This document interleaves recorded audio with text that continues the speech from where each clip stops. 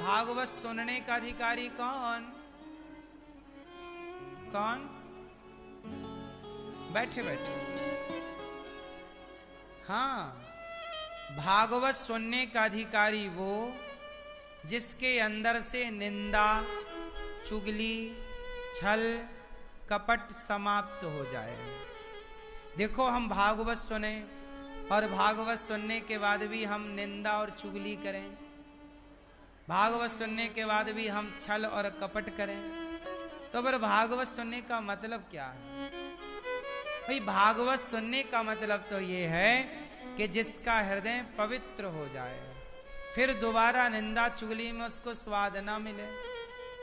अब आप भागवत सुन रहे हैं 3 घंटे और बाद में फिर आप पड़ोसी की निंदा करने लग जाओ, तो फिर भागवत सुनने का कोई मतलब ही नहीं हुआ।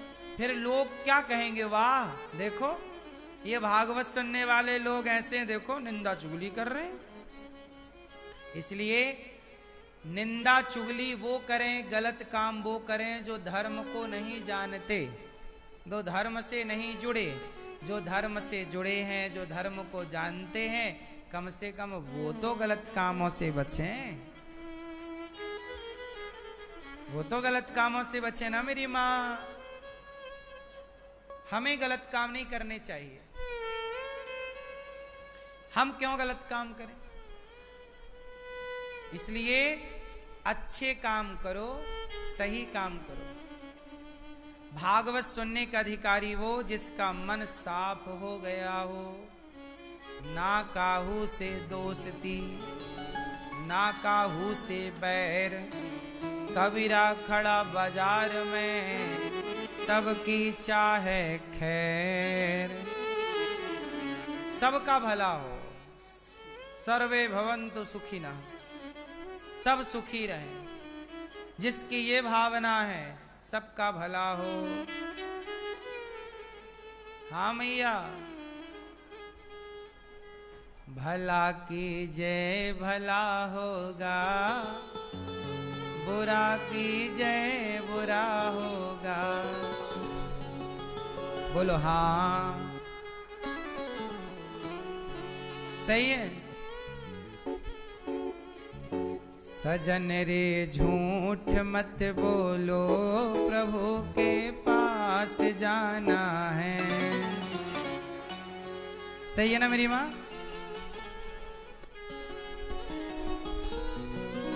सजन रे झूठ मत बोलो, प्रभु के पास जाना है। न हाथी है न घोड़ा है, वहाँ पैदल ही जाना है।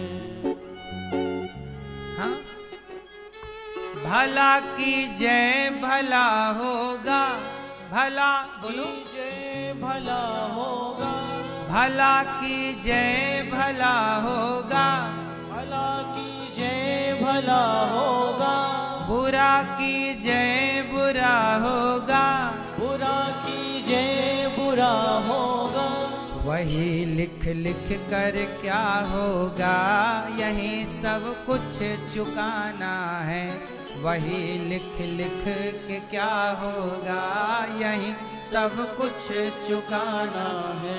सजन रे झूठ मत बोलो, प्रभु के पास जाना है। मैया जी झूठ मत बोलो, प्रभु के पास जाना है।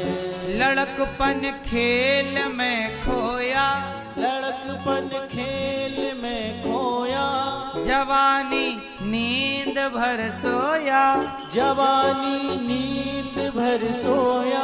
बुढ़ापा देख के रोया, वही किस्सा पुराना है। बुढ़ापा देख कर रोया, यही किस्सा पुराना है। मैया जी झूठ मत बोलो, प्रभु के पास जाना है। भैया जी झूठ मत बोलो, भैया जी झूठ मत बोलो, मैया जी झूठ मत बोलो, मैया जी झूठ मत बोलो। मैया जी झूठ मत बोलो, प्रभु के पास पास जाना है, न हाथी है न घोड़ा है वहाँ, वहाँ पैदल ही जाना है। और तुम्हारे महल चौबारे, तुम्हारे महल चौबारे, यहीं रह जाएंगे सारे, यहीं रह जाएंगे सारे। अकड़ किस बात की प्यारे, ये सर फिर भी झुकाना है, अकड़ किस बात की प्यारे, ये सर फिर भी झुकाना है। सजन रे झूठ मत बोलो, प्रभु के पास जाना है। इसलिए कहता हूं, ईमानदारी का जीवन जियो बिंदास, अच्छा काम करके मरो। मरने के भागवत जी को पलड़े पर रखा, तौला तो भागवत जी का पलड़ा भारी था। अच्छा, इंद्र का घमंड चूर चूर हुआ, भागवत जी से भगवान प्रकट हो गए, तब इंद्र का अभिमान समाप्त हुआ। अभी 12 मई से यहाँ भागवत जी के पोथी पाठ बैठेंगे, तो आप लोग भी अपने पितरों के लिए, पूर्वजों के लिए बिठाल सकते हैं भागवत जी के पाठ। एक बार की बात है कि नारद जी सारे तीर्थों का भ्रमण करने गए। नारद जी कहां गए? ए मैया, नारद जी कहां? अच्छा, ये नारद जी कौन है? हैं? मैया, नारद जी कौन है? कौन? आपके पड़ोसी हैं? नारद जी कौन है? सुनो, नारद जी ब्रह्मा जी के पुत्र हैं, ये तो पहला परिचय है, पर यह परिचय विशेष नहीं है। और सुनो, नारद जी पार्वती जी को जानते हो? शंकर जी की पत्नी माता पार्वती, पार्वती मैया के गुरु हैं नारद जी। नारद जी की चेली है पार्वती जी। नारद जी पार्वती जी के गुरु, बोलो हाँ। वेद व्यास जी को जानते हो, जिन्होंने भागवत लिखी? वेद व्यास जी के गुरु नारद जी। वाल्मीकि जी को जानते हो, जिन्होंने वाल्मीकि रामायण लिखी, सीता मैया उनके यहाँ रही, वाल्मीकि जी के गुरु नारद जी। ध्रुव जी को जानते हो? ध्रुव जी के गुरु नारद जी। प्रहलाद जी को जानते हो? प्रहलाद जी के गुरु नारद जी। नारद जी इन सब के गुरु हैं, पर वो नारद जी जपते क्या हैं? नारायण नारायण। आप भी नारद जी को फॉलो करो, केवल नारायण, श्रीमन नारायण। नारद जी नारायण नारायण जपते, यही सार है जीवन का। चाहे सीताराम सीताराम जपो, राधे कृष्ण या श्रीमन नारायण, सबका मतलब। तो नारद जी एक बार सारे पृथ्वी का भ्रमण करने आए, पर उन्होंने देखा कि कहीं सत्य नहीं। सत्यम नास्ति तपः शौचम, दया दानम न विद्यते, उदरम भरिणो जीवा, वराकाः कूटभाषिणः। कलयुग में नारद जी ने देखा सत्यम नास्ति, क्या नहीं है? सत्यम नास्ति, सत्य नहीं। कलयुग में क्या नहीं है? सत्य नहीं है ना के बराबर। आज लोग ज्यादा क्या बोलते हैं?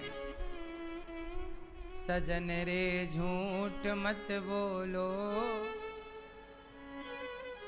इसलिए हमने पहले ही सुना दिया कि झूठ ना बोलना, झूठ बोलना पाप है। मैया झूठ बोलना, बोलो झूठ बोलना।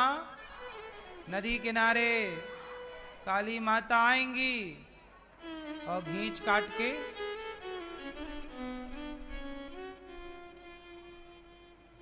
झूठ बोलना पाप है, नदी किनारे सांप है। झूठ बोलना पाप है, लेकिन आजकल लोग मानते नहीं। अच्छा ये बताओ, झूठ बोलना चाहिए कि नहीं? हाँ, झूठ भी बोला जाता है, पर कहां जहां जरूरत है, कुछ स्थान ऐसे हैं जहां झूठ बोल देना ठीक है। कहां कहां झूठ बोलना चाहिए बताओ?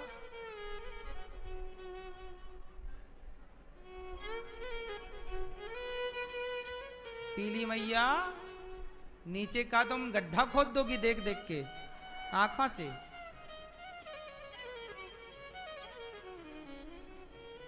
ये बताओ कहां झूठ बोलना चाहिए? कहां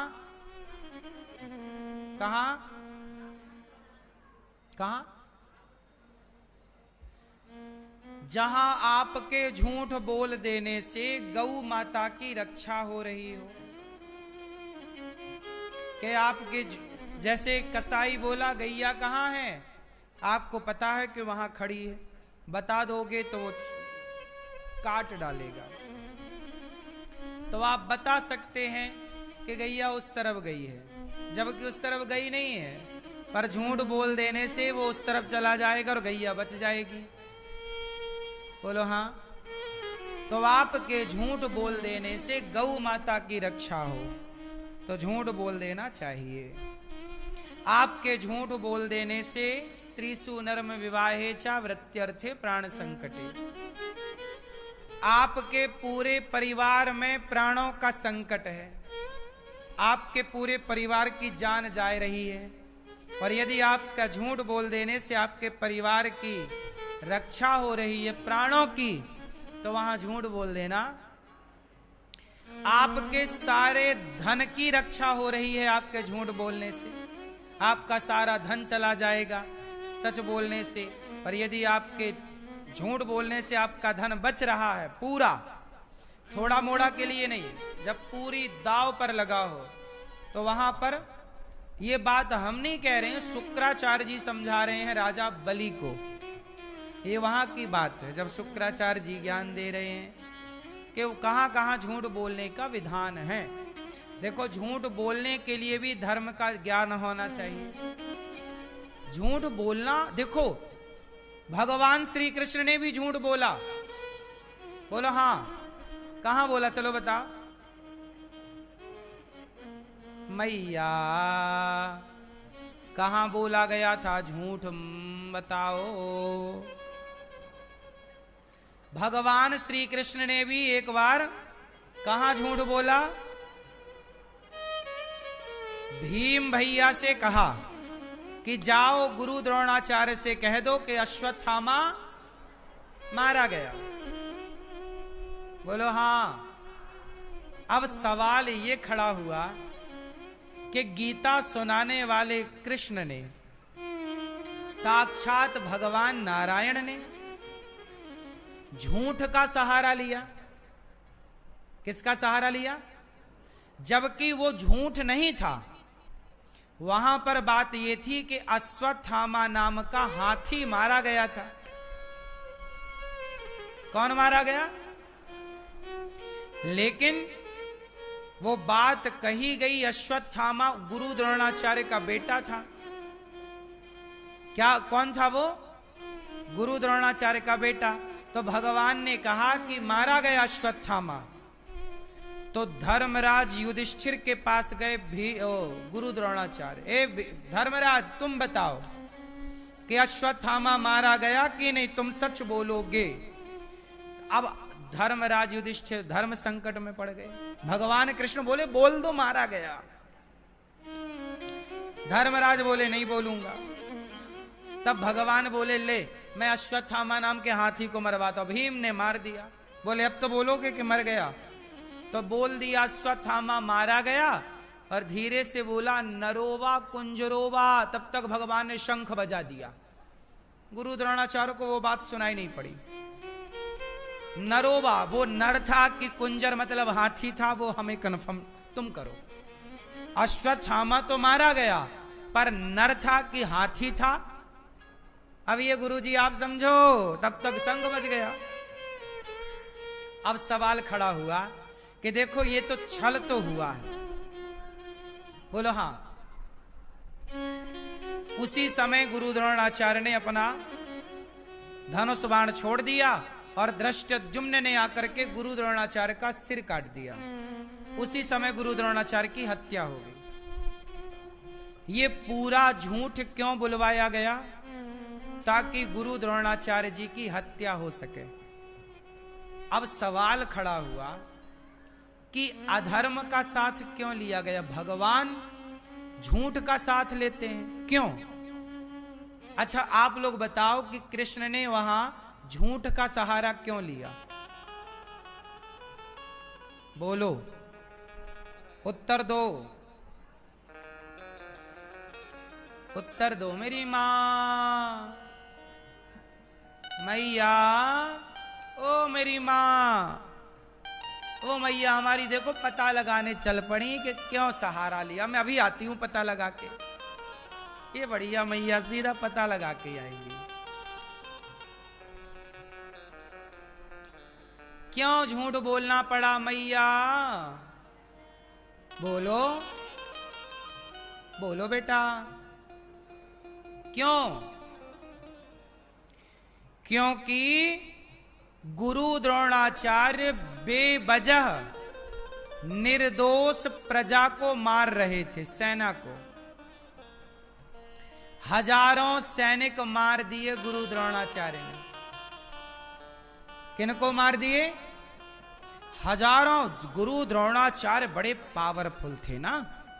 ये वही द्रोणाचार्य हैं जिन्होंने अर्जुन को धनुष पकड़ना सिखाया है। ये अर्जुन के गुरु हैं। इनके पास बड़ा पावर है। लेकिन ये अपने पावर का क्या कर रहे हैं? दुरुपयोग कर रहे हैं। भोली भाली प्रजा को, जो निरपराध है, उसे गुरु द्रोणाचार्य मार रहे हैं। अब गुरु द्रोणाचार्य को रोकना तो था। बोलो, अब रोकें कैसे? सच बोलते तो रुकते ना, तो झूठ का सहारा लेना पड़ा। क्यों? क्योंकि उस झूठ से भी प्रजा की रक्षा हो रही थी।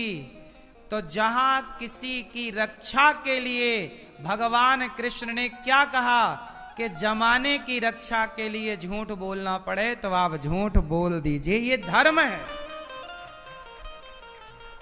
अच्छा, ये बताओ कि गुरु द्रोणाचार्य को पता था कि दुर्योधन गलत है, तो गुरु द्रोणाचार्य ने दुर्योधन का साथ क्यों दिया?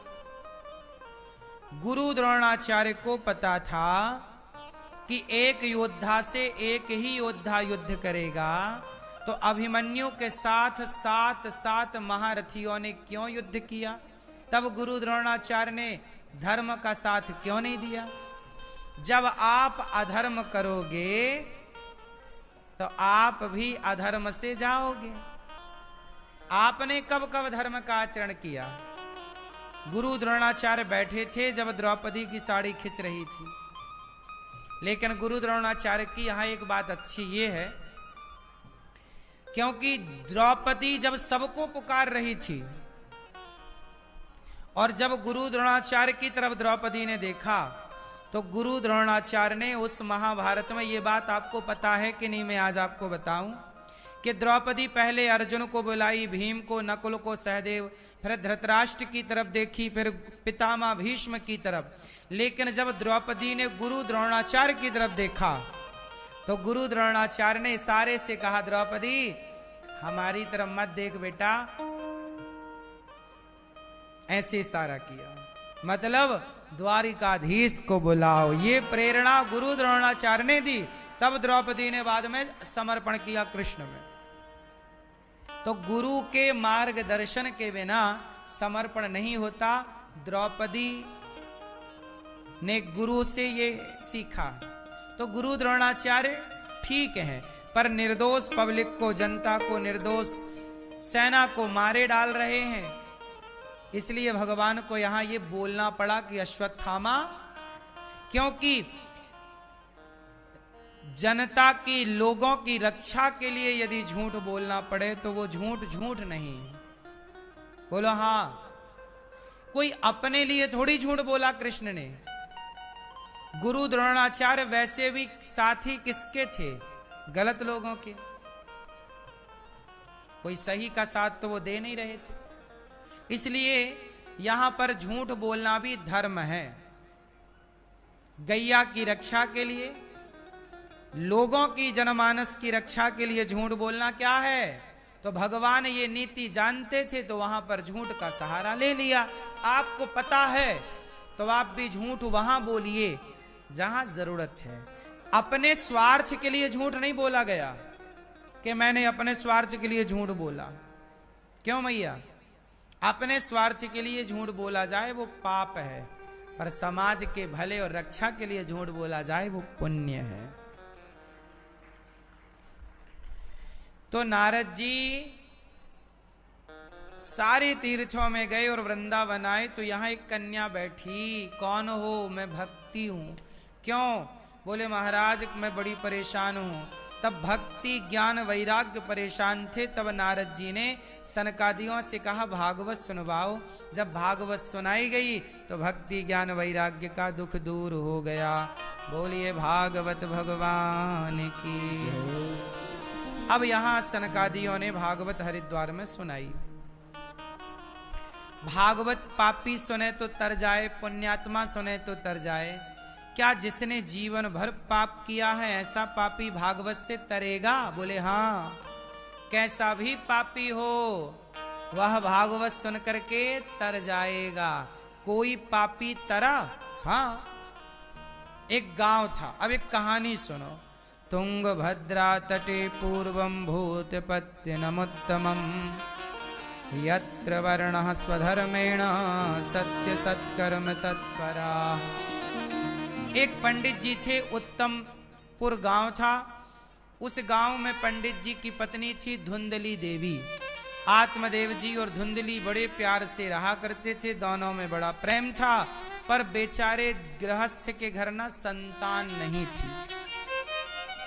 जब आत्मदेव जी के पुत्र नहीं हुआ तो उन्होंने बड़ी पूजा पाठ किया, बेटा हो जाए, बेटा हो जाए, पर बेटा नहीं हुआ। जब बेटा नहीं हुआ तो उन्होंने जप तप करना जो किया, अब नहीं हुआ, सब छोड़ दिया। अब भगवान का भजन करते। नहीं हुआ तो नहीं हुआ। देखो बेटा ना होए तो परेशान नहीं होना चाहिए, हो जाए तो अच्छा है ना? हो जाए तो बहुत अच्छा है। हम तो कहते भगवान करे आपके खूब बच्चे हों, हो जाए तो बड़ी कृपा है। नहीं होए तो परेशान होने की जरूरत नहीं। मैया, ओ पीली मैया, जा रही हो? गुस्सा हो गई क्या मेरी माँ? चलो टाटा कर लो, टाटा, जल्दी आना है?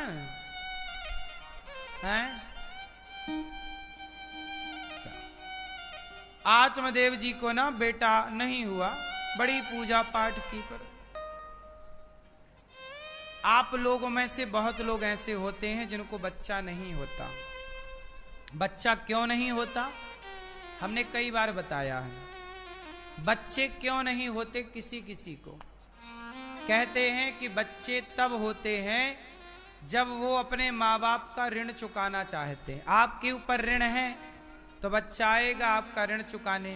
तो जो ऋणी थे उनका ऋण चुकाने तो बच्चे आ गए, पर जिनके सिर पर कोई ऋण था ही नहीं तो भगवान ने कहा तुम्हें बेटे की क्या जरूरत है, ऋण तो था ही नहीं, इसलिए बेटा नहीं हुआ। इसलिए बेटा ना होए तो बिंदास रहने का, परेशान होने का नहीं। हो जाए तो बड़ी कृपा है, ना होए तो भी बड़ी कृपा। क्यों ये बताओ? जिनके बेटे हैं आज उन वृद्ध माओ को भी तो अपना बुढ़ापा वृद्धाश्रम में गुजारना पड़ रहा है। 2-2 4-4 बेटों के होने पर भी। इसलिए बेटा होगा तो करेगा क्या? चलो हैं तो सबके बेटे, क्या कर रहे हैं? तंबाकू खा रहे हैं, गुटखा खा रहे हैं, सिगरेट पी रहे हैं। वो तो सबके बच्चे हैं, तो देखने में लगता है कि यार सबके हैं तो हमारे भी होना चाहिए। एक्चुअली बच्चे भी ना एक खिलौना है। जैसे छोटे छोटे बच्चे ना खिलौनों के लिए रोते हैं, ऐसे माता पिता भी बच्चा रूपी खिलौना के लिए भगवान से रोते, भगवान एक खिलौना दे दे। क्योंकि छोटे छोटे बच्चे खिलौने ही तो हैं। छोटे होते हैं खिलौनों की तरह, आप खेलते हैं खिलौनों की तरह, फिर वही बच्चे हो जाते हैं बड़े, तो फिर आपको रुलाते हैं। कई बच्चे सताते हैं, फिर आप कहते हो ऐसे से तो बेटा ना होता तो ही भला था।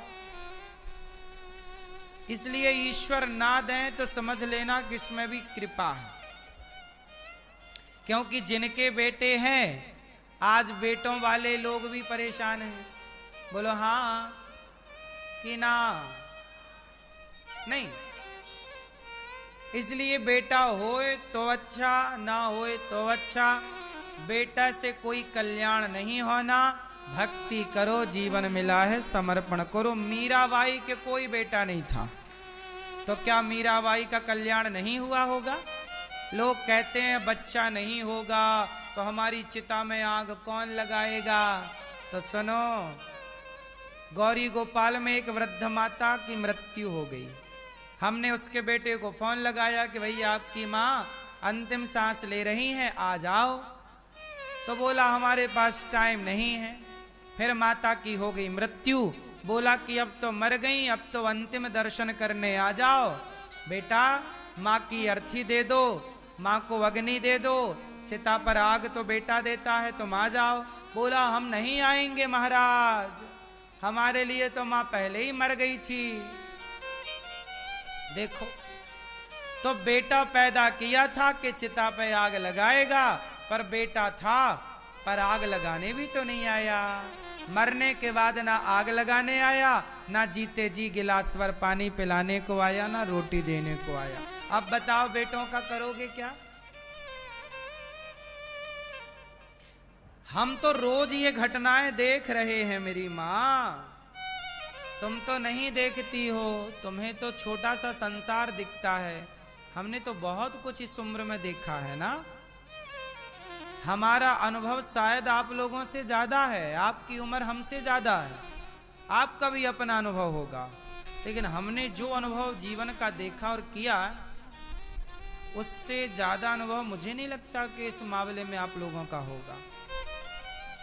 हमने रिश्तों को बहुत करीब से देखा है, बेटों को बहाना बनाते देखा है, माँ की सेवा ना करने के बहाने। लुगाई को नहीं छोड़ते कि लुगाई को वृद्धाश्रम लेके आए, नहीं नहीं, माँ को छोड़ देंगे। माँ भार है, पत्नी भार थोड़ी है।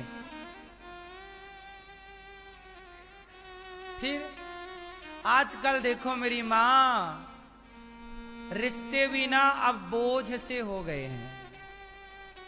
अब माता क्या लगने लग गई है, कुछ बेटों को बोझ लग गई। बाप क्या लगने लग गया, कुछ बच्चों को बोझ है, और ये बोझ बन गए। अब देखो माँ बाप कितना लाड़ प्यार दुलार करते हैं, क्या नहीं करते, बाद में बच्चे उन्हें अपना बोझ मान लेते हैं। इसलिए मेरी माँ, बेटा बेटी के लिए ना रोया करो। रोना है तो जगत के लिए नहीं, जगन्नाथ के लिए रोया करो। मीरा किसके लिए रोई? मेरे तो गिरधर गोपाल, दूसरो ना कोई। एक भगवान के लिए रोया जाए, विभीषण किसके लिए रोए? मैया बेटा नहीं है ना तो परेशान ना होइए, हम आपके बेटा हैं, भगवान को अपना बेटा बना लो। अब सोचो कि ये दास अनिरुद्ध गौरी गोपाल स्कूल बनाने जा रहा है, कि स्कूल बनाएगा, वहां हजारों बच्चे पढ़ेंगे, तो हम और आप भी तो उनके माँ बाप बन करके उनको पढ़ा लिखा करके योग्य बना सकते हैं ना। वो हमारे ही तो सबके बच्चे हैं। हम ये क्यों सोचते हैं कि हमारा ये बेटा है जो हमारी पत्नी के द्वारा पैदा हुआ है। हम लोग ये सोचते हैं कि केवल ये हमारा नहीं। ये बताओ आप सब हमारे हो या नहीं? अच्छा ये बताओ आप में से कितने लोग अनिरुद्धाचार्य को अपना मानते हैं? आप मुझे अपना नहीं मानती हो मैया? आप नहीं मानते भैया? आप हमें अपना दोस्त मान लो, अपना भाई मान लो, अपना बेटा मान लो, अपना सेवक मान लो, अपना दास मान लो, अपना नौकर मान लो, कुछ भी मान लो अपना, पर मान तो लो। आप हमें कुछ भी मान लीजिए, अपना दास ही बना लो। सोचो आज मेरे पास एक मैया आई और उन्होंने मेरे से कहा, गुरुजी जब हम कथा सुनते हैं तो हमें ऐसा लगता है आपको देखकर कि आप अपने से हैं, जो अपनों की तरह बात करते हैं, अपनों की तरह अपने बच्चों को समझाते हैं। हमने कहा मैया मैं तो आपका ही हूं। सोचो जरूरी नहीं है, देखो ना गौरी गोपाल में 290 माएँ रहती हैं, पर उन माओं ने मुझे जन्म नहीं दिया। जन्म भले ना दिया हो, खून का रिश्ता भले ना हो, पर मैं पुत्र की तरह उनकी सेवा कर रहा हूं कि नहीं? पुत्र का कर्तव्य कर रहा हूं कि नहीं? उनके अपनी औलाद ने तो प्यार ना दिया, अपनी औलाद ने तो छोड़ दिया। जरूरी नहीं है मां कि मैं आपके गर्भ से ही जन्म लूं। जरूरी नहीं है कि मैं तुम्हारी मां से पैदा हूं तब तुम्हारा भाई कहलाऊं। नहीं, तुम्हारा सगा भाई तुम्हारा साथ कितना देगा मुझे नहीं पता, तुम्हारा सगा बेटा तुम्हारा साथ कितना देगा मुझे नहीं पता, पर ये दास अनिरुद्ध आपको वचन देता है कि जब तक प्राण रहेंगे सदा आप जनता जनार्दन की सेवा करता रहूंगा, आपका अपना बनकर के करता रहूंगा और आपके अपनों की तरह बनकर के। आज भी मेरी वृद्ध माओं को ये नहीं लगता कि मेरा बेटा नहीं है। सोचो वो सारी माताएं मुझे अपना बेटा मानती हैं। तो जरूरी नहीं है ना मैया कि खून के ही रिश्ते हों। बताओ जरूरी है इस बात की? बोलो भैया। खून के संबंध भी साथ नहीं देते कई बार, और दूसरे लोग साथ दे देते हैं, हाँ या ना? फिर तो मेरी मां ये दास अनिरुद्ध तो केवल यही प्रार्थना करता है कि हम और आप भी तो एक ही हैं। जरूरी नहीं है कि ये बेटा ही हमारा है, यहां बैठा हुआ हर बेटा हमारा है। उसे पढ़ा लिखा कर हम अच्छा इंसान बनाएं, ये हम सबकी जिम्मेदारी है। यही ना हमारे ऋषियों ने कहा, वसुधैव कुटुंबकम। पूरा भारत हमारा परिवार है, पूरा भारत हमारा।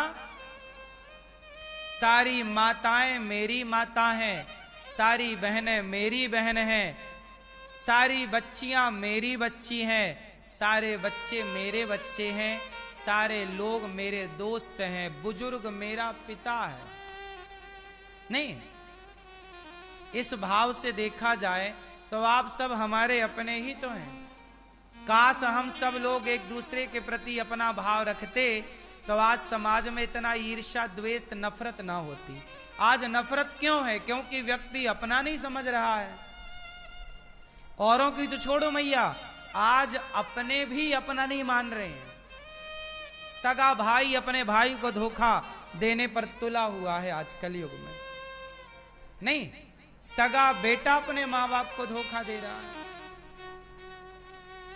लेकिन इस कली काल में आज भी सब कुछ जिंदा है। अच्छाई बड़ी कम है पर है, और वो अच्छाई क्या है? देखो, गौरी गोपाल गुरुकुल में बच्चे पढ़ते हैं 150। बच्चों का यहाँ रहना खाना पीना निःशुल्क है। हम उन बच्चों के साथ खेलते हैं, हम उन बच्चों के साथ बैठकर पढ़ते हैं, हम उन बच्चों के साथ समय बिताते हैं, हम उन बच्चों को इतना लाड़ प्यार करते हैं कि वो बच्चे अपने घर को अपने माँ बाप को भूल जाते हैं। उन बच्चों को हम योग्य बनाना चाहते हैं। बताओ, ये इंसानियत नहीं है? ये रिश्ता नहीं है क्या? ये भी तो एक रिश्ता है। मानो तो मैं गंगा माँ हूं। क्लास 9 में आपको अपने बेसिक्स स्ट्रॉन्ग करना बहुत जरूरी है, सो दैट आपका क्लास 10 बहुत अच्छा हो। इसीलिए पीडब्ल्यू लेकर आया आप लोगों के लिए क्लास 9 के लिए नीव 2026 बैच, जहां पर आपको वो सारी चीजें दी जाएंगी जो आपके क्लास 9 में अच्छे मार्क्स लाने के लिए बहुत ज्यादा जरूरी है। अगर आप अभी इस बैच में एनरोल करते हैं तो ये आपको 2400 रुपीज में मिल जाएगा। देरी किस बात की है, नीचे दिए हुए लिंक पर क्लिक करें और अभी एनरोल करें और क्लास 9 को बनाए सुपर स्ट्रॉन्ग।